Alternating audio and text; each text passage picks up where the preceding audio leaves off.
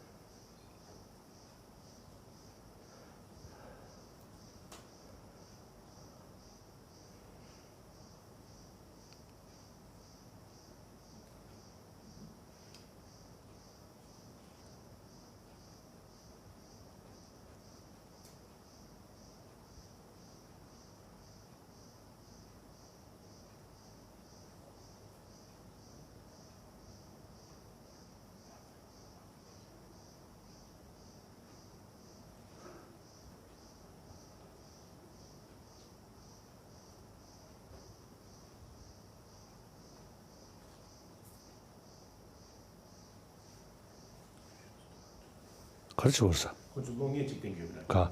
롱에 직등교. 30 seconds. 그 세킨 숨주는 거 고주 있지. 롱에 뒤차는 데는 그런 모두 뒤초는 있는 겨울음치다 비고 된게 아니 조인가.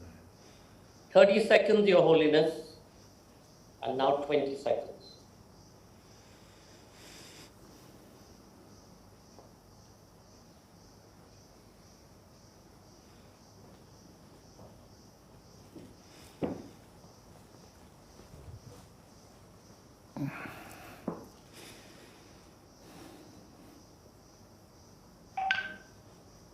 On behalf of Festival co-directors Nabitha Gokhale, William Dalrymple, and all my colleagues at Teamwork Arts, welcome back to GLF's Brave New World. In these difficult times where fear and hatred dominate the world, and villages, cities, and countries have shut down their borders, it is imperative to allow for the free flow of knowledge and scientific information. It is with this intent that GLF's Brave New World was born 11 weeks ago and has since been viewed over 1 million times. Today, we're honored to present the Seed of Compassion with His Holiness the Dalai Lama in conversation with Pico Iyer. His Holiness speaks of finding love and peace in our confused, divided and chaotic world, and of the universal value of compassion in these troubled times. His Holiness the 14th Dalai Lama describes himself as a simple Buddhist monk. He is the spiritual leader of Tibet. His Holiness is a man of peace, and in 1989 he was awarded the Nobel Peace Prize for his non-violent struggle for the liberation of Tibet. He has consistently advocated policies of non-violence, even in the face of extreme aggression. Pico Iyer is the author of more than a dozen books translated into 23 languages. His latest work is a new book in Japan titled Autumn Light, followed by a beginner's guide to Japan, and this could be home, set to be published shortly. 그래.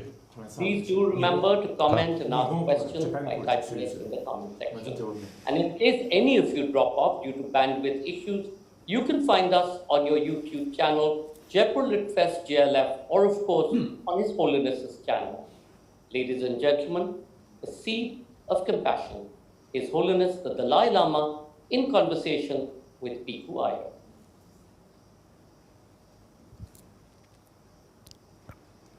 Your Holiness, welcome. Thank you so much for joining us. How have you been these last few months? Has your health been good? Oh. Yeah. I think you should check my face. You look very healthy. Very healthy. And my voice quite strong. Yes, yes. All this, I believe, because of India's, how say the tradition, Karuna and Ahimsa. So these 1,000-year-old India's tradition really, you see, gives me self-confidence and inner strength. As a result of practice of, the karuna, wherever I go, I always feel we are same human being. Now scientists also say, we human being, social animal, any social animal, by nature, there is a sense of concern of the community. So we human being, social animal. So from birth, immediately, feeling, closeness feeling with surrounding people. So now today, in ancient time, of course, community, limited community, its own villages or few neighbors like that. Now today, the reality, the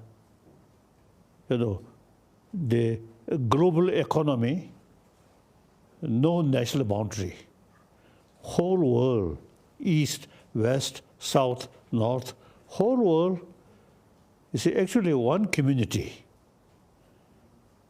Then now, particularly now, today, we also, facing global warming. So, time come, we have to think about 7 billion human beings as a human community. So I practice this and also share more people. So I always, wherever I go, I always feel we are same brothers, sisters, like that. So it is very, very useful.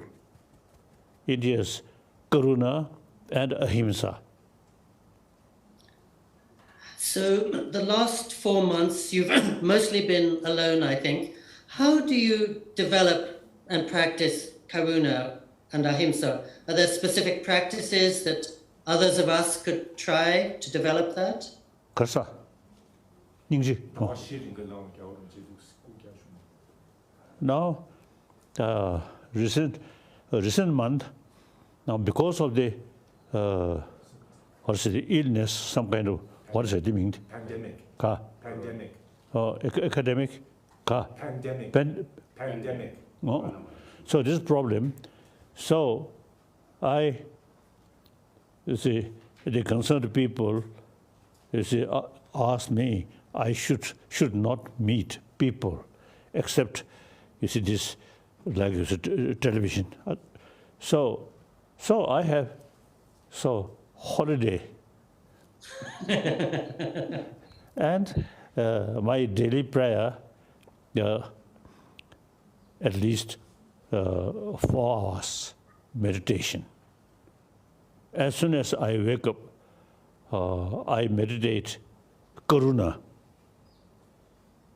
And then ahimsa, I think very close link about ahimsa is the ubaya side karuna, wisdom side, the concept of patita samupant, or the technical the word shunyata. There is no independent self. So anger, jealousy, all these is very much based on strong feeling of I, self.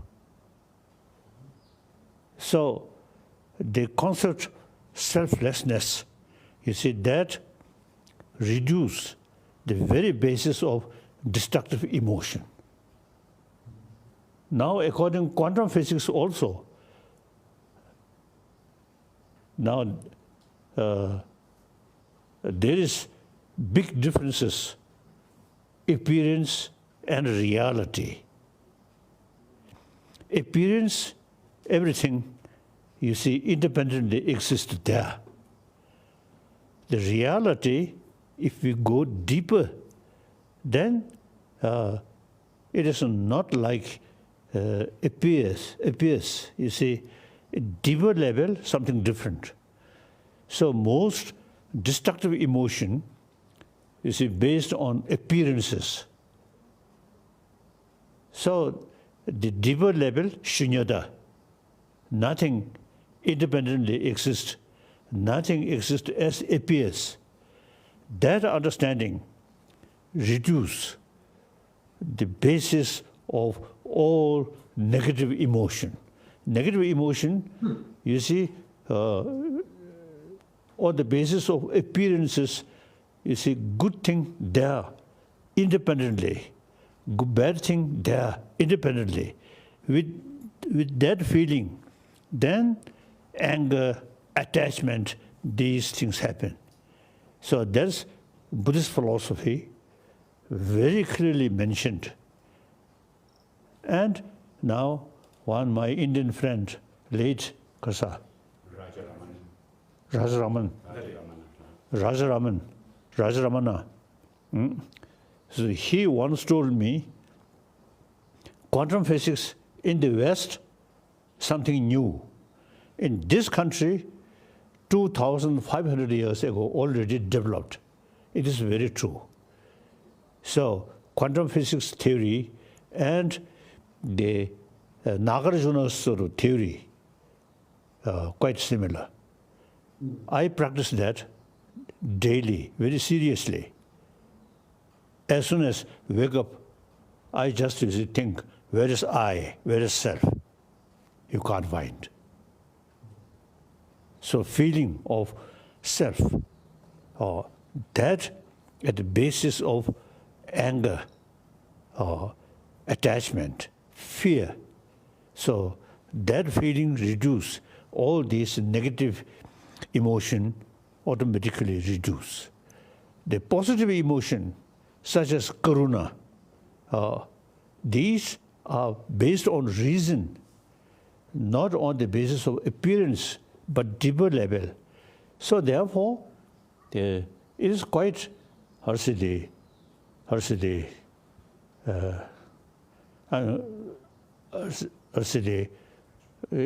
is, I don't know, it is good, you see, all negative emotion based on appearances, which is not true.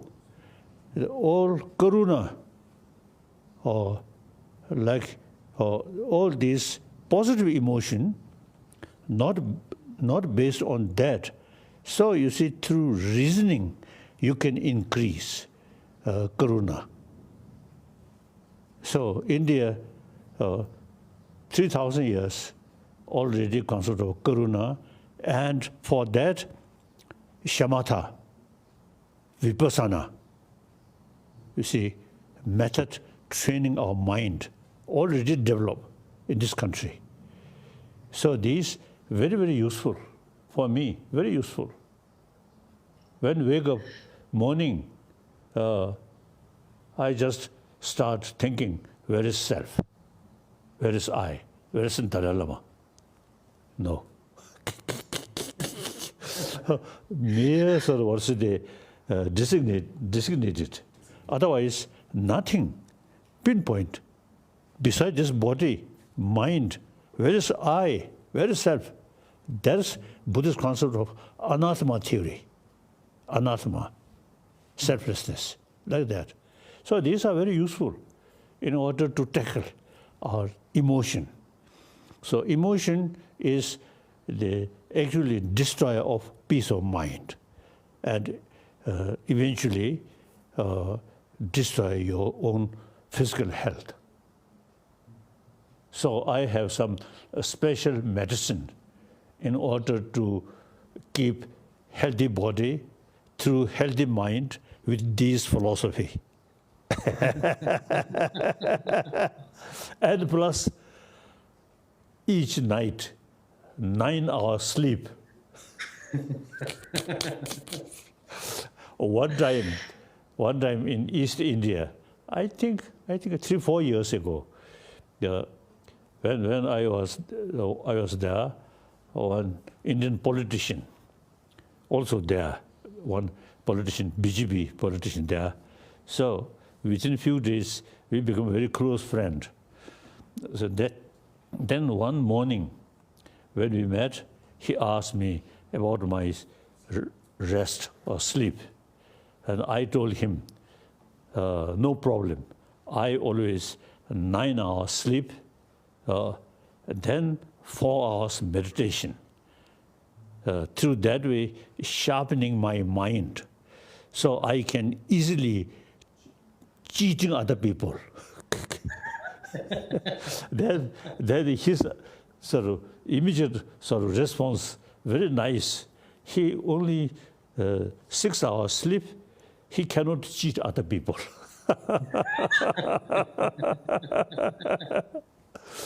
So sleep also important, isn't it? Yes. And I think quite deep sleep, so not much dreaming. Short period, some dream. This morning, so about, I usually used to get up 3:30 morning. At about 3,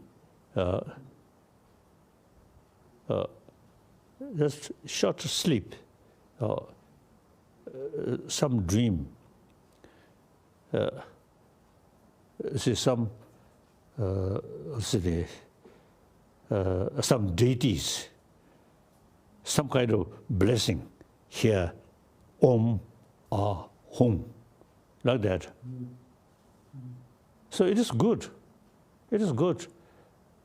Whether you see these are they realistically effect or not, mentally, emotionally, very helpful. So all these knowledge come from India.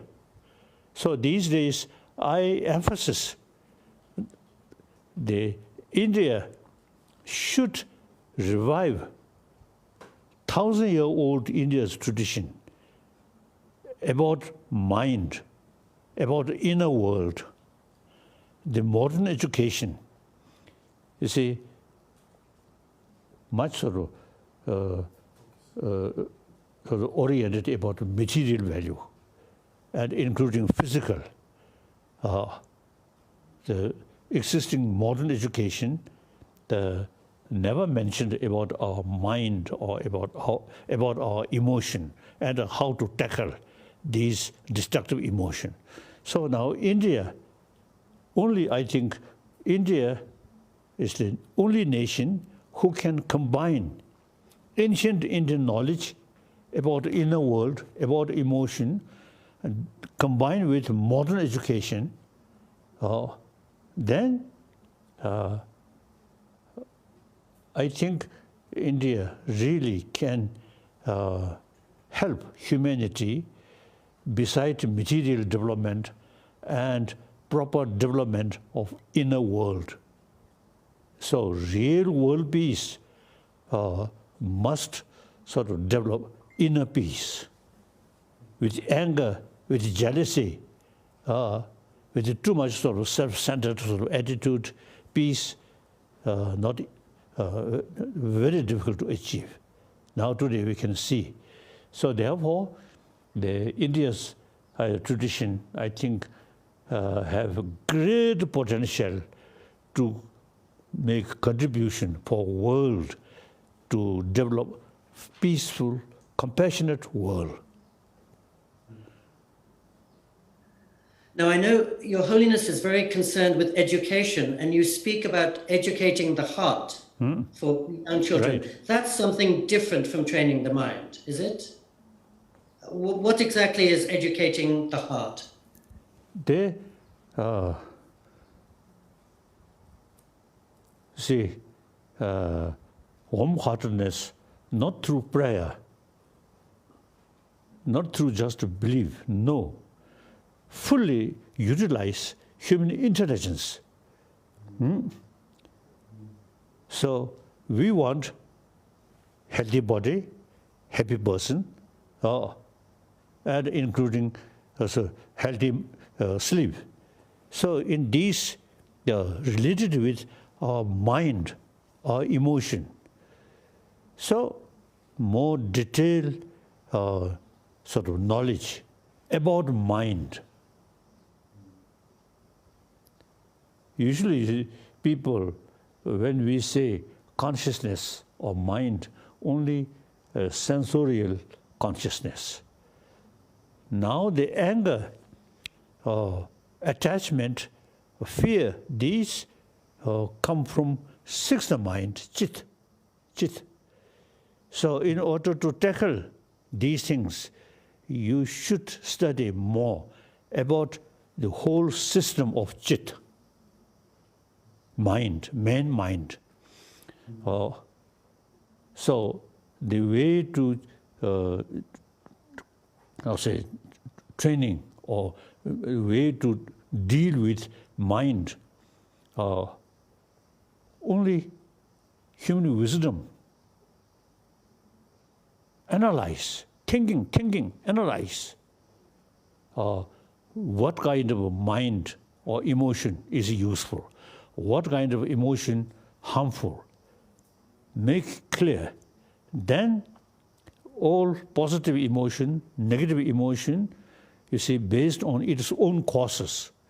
So in order to deal these different emotions, we have to think deeper level, what are the causes of anger, what are the causes of the compassion. Then think more seriously about the deeper level of causes of these emotions.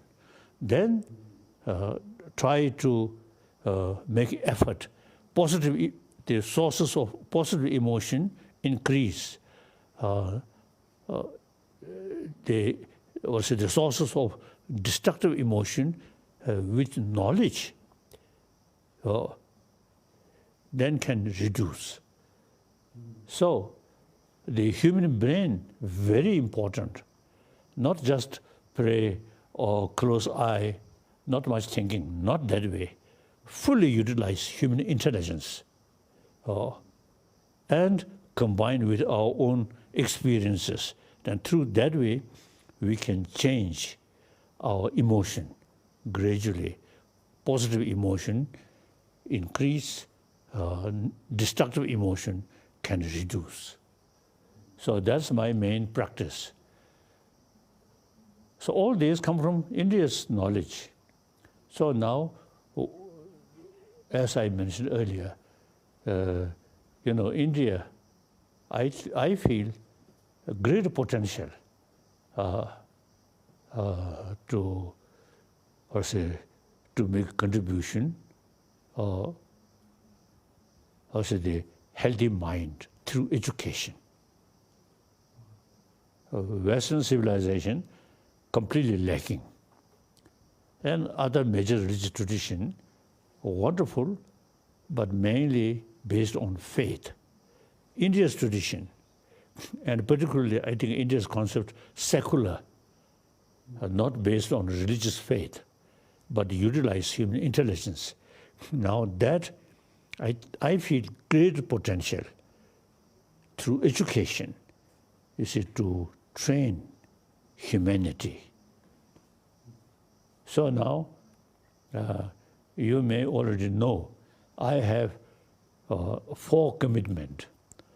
Number 1 commitment, I am human being. I am one of the 7 billion human beings. As I mentioned earlier, human being, because social animal, basic nature is compassion.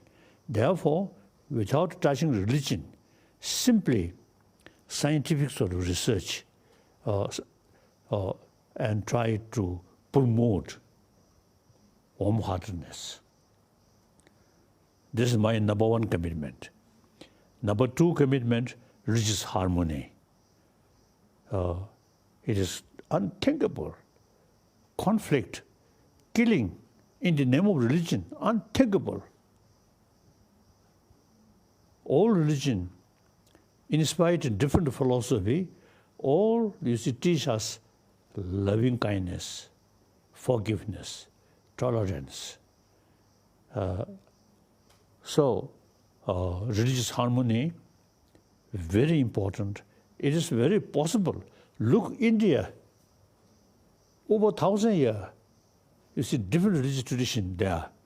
At the intellectual level, scholar level, there's sometimes debate, but almost none physical action.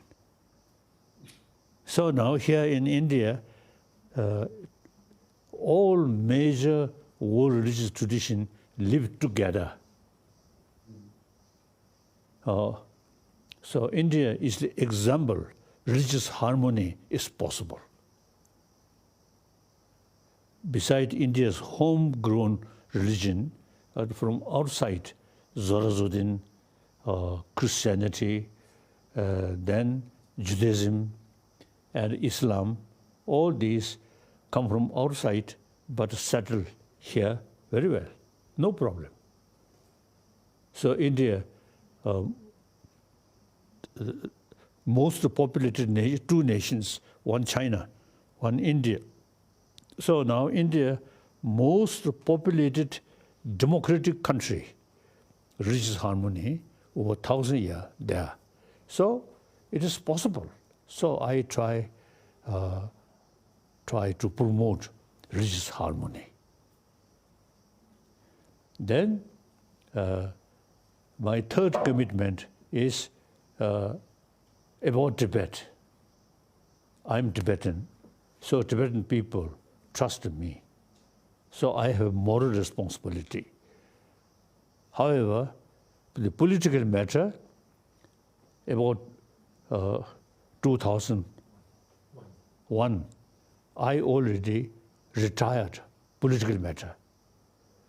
We here, small refugee community, Tibetan refugee community, we develop democratic system, democratic practice. So we already have elected political leadership. You see, he carry the political matter. I already retired, and not only myself retired, but in future, in case Dalai Lama institution still remain, then Dalai Lama in future, no political sort of responsibility. So I always is fond to say Buddhist monk, like that. So now regarding Tibet, number one, Tibetan ecology. Tibet, usually see people call roof of the world. It is true. All major rivers, you see, come from Tibet, in Sindh, Pakistan, and then Ganga, then Brahmaputra, and then Mekong River, then a Yellow River, all come from Tibet. So these rivers cover whole Asia. Of course, Japan, these are something different. Otherwise, China, Yellow River, Vietnam, Mekong River, like that. So, taking care about ecology in Tibet, I feel very important. And we must pay more attention to preserve these rivers. Now, within my lifetime, you see, the snowfall, decade by decade, much reduced. Even Dharamsala, also here, when 1960 I came here, you see, that winter, lot of snow.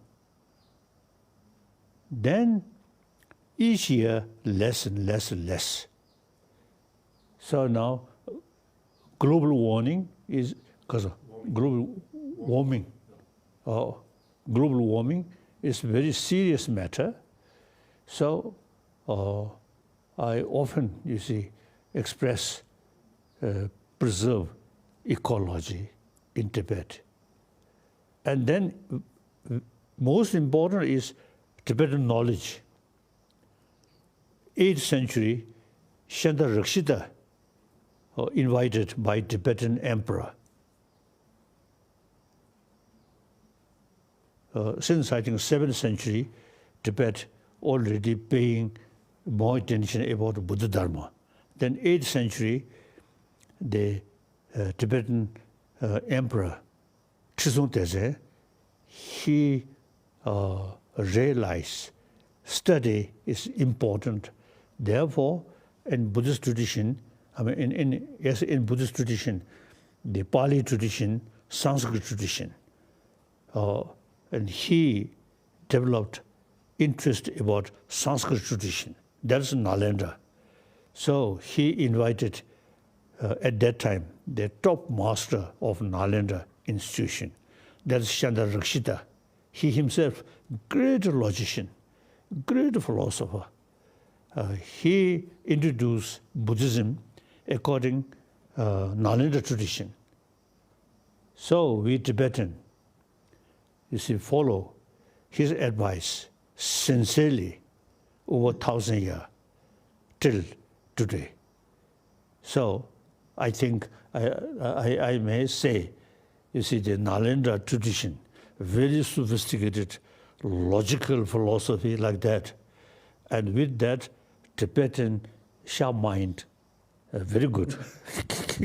So we kept all these Nalanda tradition.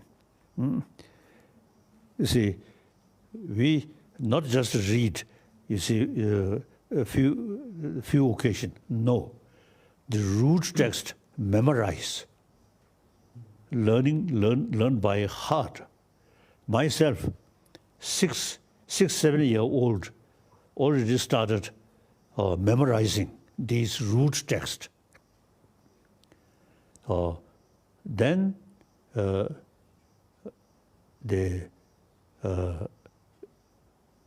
each word explained according commentary wrote by Nalanda master, and of course Tibetan masters commentary also there. We study. Then the important is we utilize debate, or logical approach, debate. So, according to that tradition, as I think Buddha himself, you see, advised us, oh, my follower should not accept my teaching out of faith, but rather thorough investigation. The Buddha himself, you see, expressed to us. So Nalanda master exactly followed that. So even one Buddha's own sort of word, we raise question, why? Investigate. We never say, oh, since this is Buddha said, we must be true. No. So we utilize human intelligence maximum way. That's through debate like that. So I train through that way. And correct. So I think I can say there are many Buddhist countries in Asia, but Buddhist tradition with logical approach, I think available only Tibetan tradition. And in ancient time, in the past, Mongolia, but Mongolia, I say, a lot of difficulties. Then we only Tibetan, we kept all these tradition, Nalanda tradition. So now I realize, you see, meeting with people, with Buddhist brothers, sisters, the Nalanda tradition is very, very useful. In Chinese, historically, follower of Nalanda, like Tangsen, come to Nalanda, study. Shunzang. But you see, in Chinese Buddhist tradition, they prefer more meditation, not study. So they like, you see, important logical text, a text of logic, the Dignak's text, then or Dharmakiddi is their text, not translated in Chinese language. We Tibetan, all these, you see, translated into Tibetan, and one Tibetan master himself, you see, wrote logical, sort of what's it, he wrote a book about logic. So now, Tibetan tradition, you see, fully utilize logical approach. So therefore, our mind never sort of blind faith, investigation. So after I came to India, then gradually we develop discussion or meeting with scientists. So with scientists, about 4, I think, subjects, cosmology, neurobiology, then psychology, then physics. So since our sort of tradition, logical approach, always investigate, reason, so we can, as a common method, scientists also, you see, always investigate. So now, as a result, our meeting with modern scientists, it became very clear, mutual learning, very good. Number of scientists now really, you see, appreciate our logical approach, our way of thinking, like that. So recently, one occasion in Japan, so one meeting with Japanese Buddhists, I told them, it's a meditation, very important, but study and a logical approach, very important.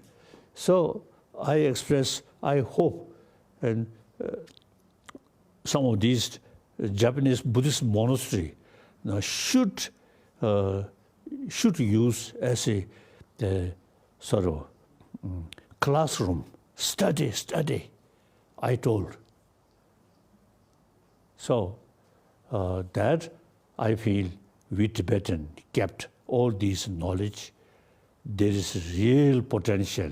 We can make certain significant contribution for humanity's mind, emotion. So my main soul, regarding Tibet, I try to preserve this knowledge. And then sometimes I jokingly telling, ancient time, you Indian, our guru, we are Chela. In modern time, opposite.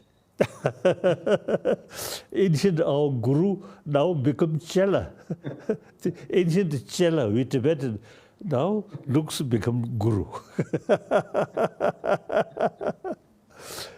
So now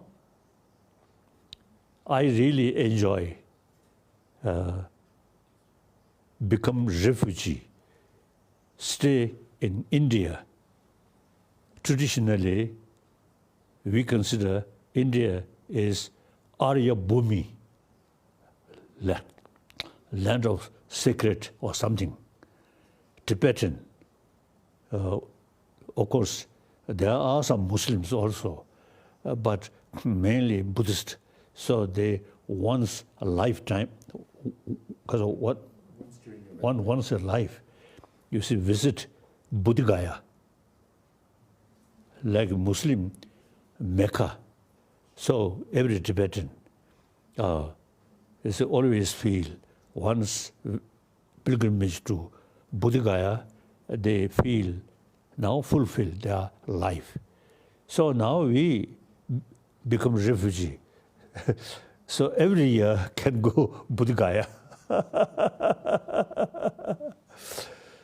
So, and then most important is India's freedom.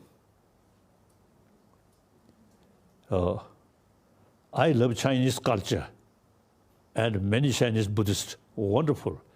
But the system, political system, no freedom of speech. In this country, freedom. So I utilize India's freedom. As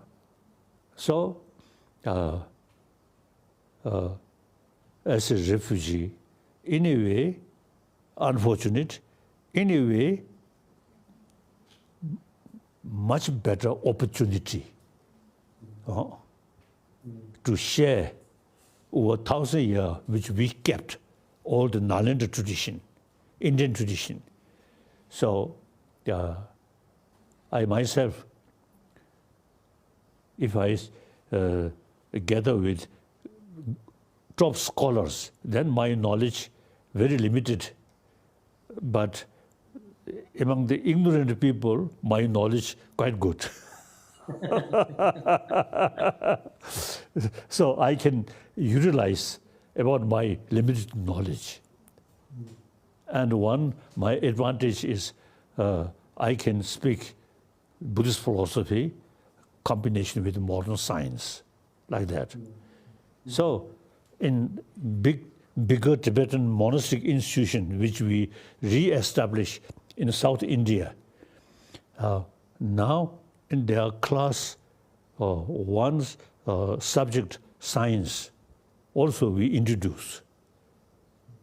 So in one big monastery in South India, you see, they created their own sort of the science research class, like that. So we, I feel very, very fortunate. We stay in this country, utilize fully India's freedom, and then on top of that, I feel great honor. I'm longest guest of Indian government.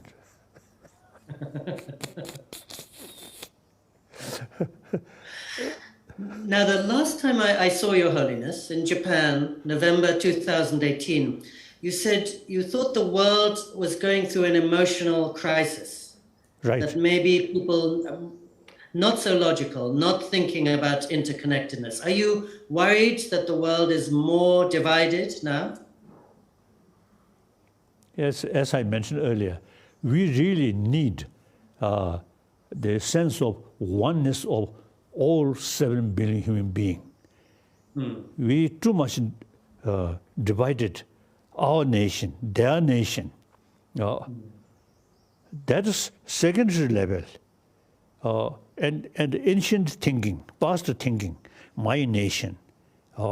Now today, I think the time is gone. You see, too much emphasis, my nation, or my religion. Now must think about humanity, we human being on this planet. So therefore, now a lot of problem we very much sort of based on the on the level of small nation, small country. And actually, concept of war very much related with feudal system. In the past, feudal system, king, queen, or sometimes even religious leader, their own sort of much thinking, much concern about their own power. So then, very much sort of strong concept of we and they, then conflict, killing. So I feel the warfare, killing is related with feudal system. So that gone. Now democratic country, democratic world. I think, for example, each soldier, if we ask, do you really willing to sacrifice your own life for the nation, or you prefer peace? I think individual soldier may say they want peace, but under order, they, with weapon, they have to go, sacrifice their own life, not voluntarily, but under order. That's a feudal system, like that. So now, through education, we really can develop peaceful world and utilize human intelligence world, as I mentioned earlier, economy on these things, no national boundary, think humanity, then each community get a maximum benefit, like that. So that's my commitment. One way, I'm refugee, stateless. One way, I belong humanity. And then, as I mentioned earlier, longest guest of Indian government. So I'm very happy. with India's freedom, so we can meet, and we can discuss everything. Okay. So now you, as my long-time friend, please keep your mind my 4 commitment. Number one commitment, promotion of basic human value. Number 1, on the basis of sense of oneness of humanity, one world, one humanity. Number 2, religious harmony.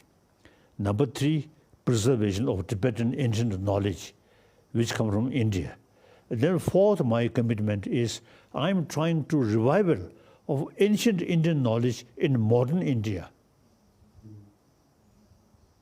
So modern India, the education, modern education introduced by Britisher, they do not know about value of ancient Indian knowledge.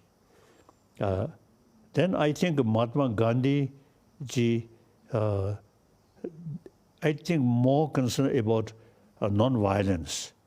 So it seems to me not pay much attention about deeper Indian psychology on these things.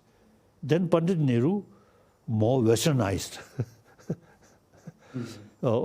So when India got independence, I think India should think seriously the education system. Besides modern education, ancient Indian knowledge, secular way, as a the academic subject, not religious subject, I think should introduce in Indian education field. Now, I still feel not too late. It is possible to combine ancient Indian knowledge about inner world and modern education combined. Then India, already now peaceful nation, South India, West India, North India, East India, Central India, different language, different script, but very peaceful. And all happily remain big India's union. So now, with that, in education field, should include some ancient Indian knowledge, mainly ahimsa, karuna, secular way, in education field. I think India can combine these two things. Now, not too late. So that's my 4th commitment. So please keep in your mind.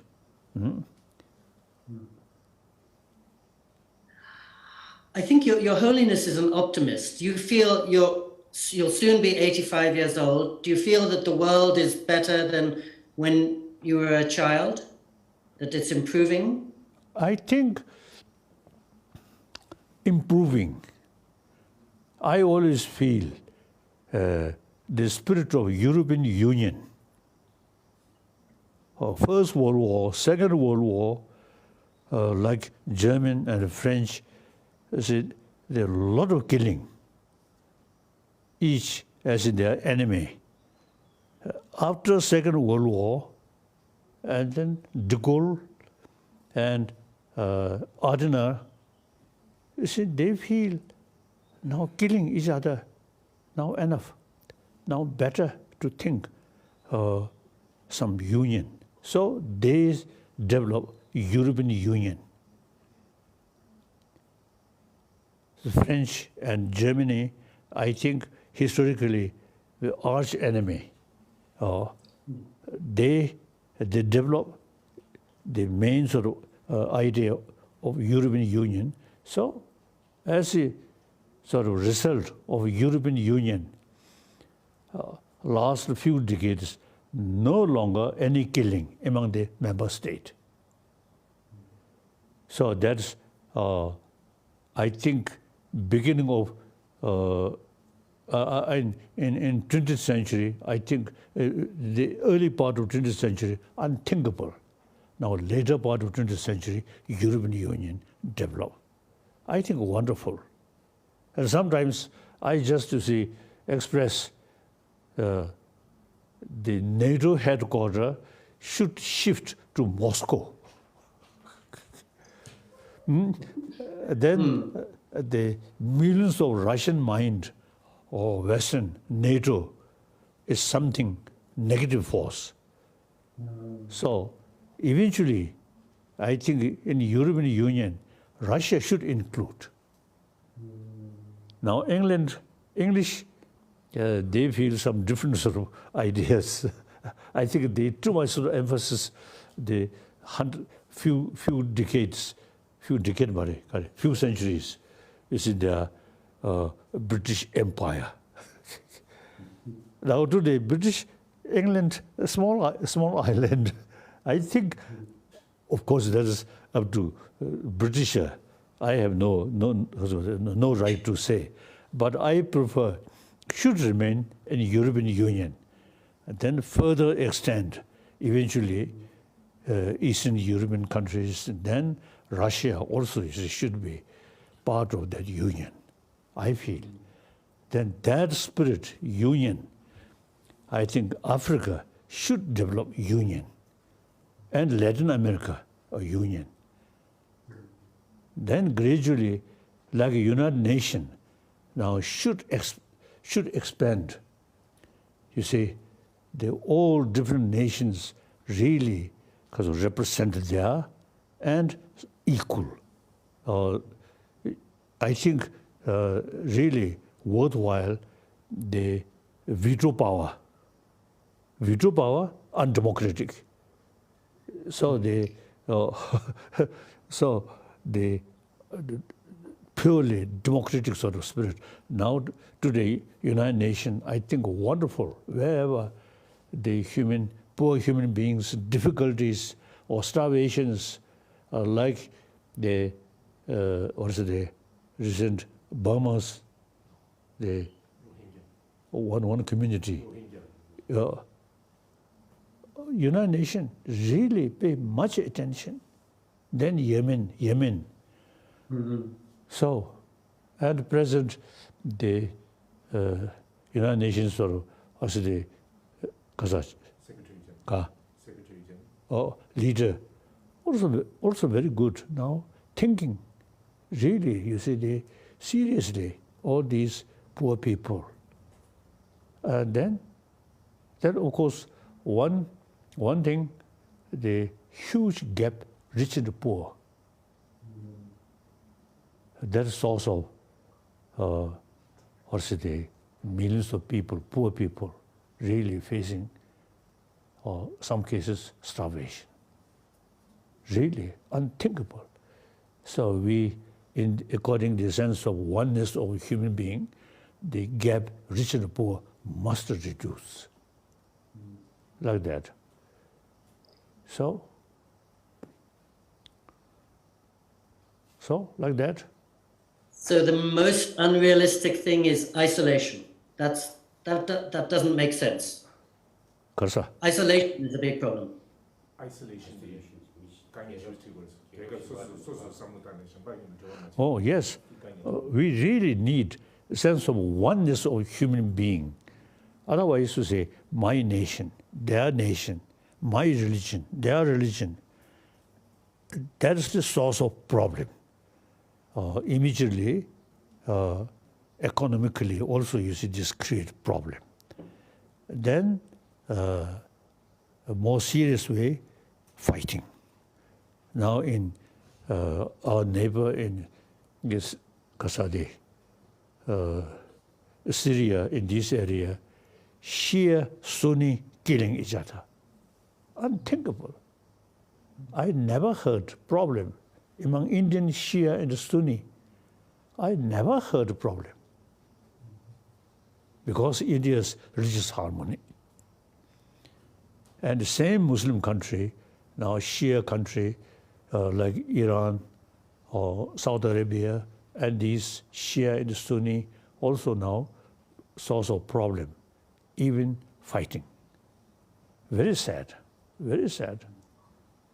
So, in such thing, India can make great contribution and eventually demilitarize the world in order to increase India's concept of ahimsa. Then the world eventually can be demilitarized. Thank you so much, Your Holiness. Thank you for sharing all your wisdom. We will remember your 4 commitments, and I'm glad that India will sustain the Nalanda tradition and Tibet has brought it back to India. Thank you so much. Thank you. Bye-bye. Your Holiness, thank you so much. Thank you. Thank you so much, Pico, for that absolutely brilliant conversation and all your blessings and all your advice for world peace. We hope that comes through. Thank you all for watching and being such a great audience. We would like to thank all of you and hope you'll come back at 9 p.m. for our next session, Lessons from History, Neil Ferguson and Maya Jasanoff in conversation. The session with His Holiness that we've done right now will be available online on Facebook, JLF Lit Fest, and on YouTube, Jaipur Lit Fest JLF, and will be broadcast again at 7:30 p.m. We'd also like to thank our radio partners, Red FM, Bajate Raho. Thank you all. Stay safe, stay peaceful. Thank you. Thank you. Bye-bye. Thank you. Bye-bye, Holiness. Thank Bye-bye. you. Thank you.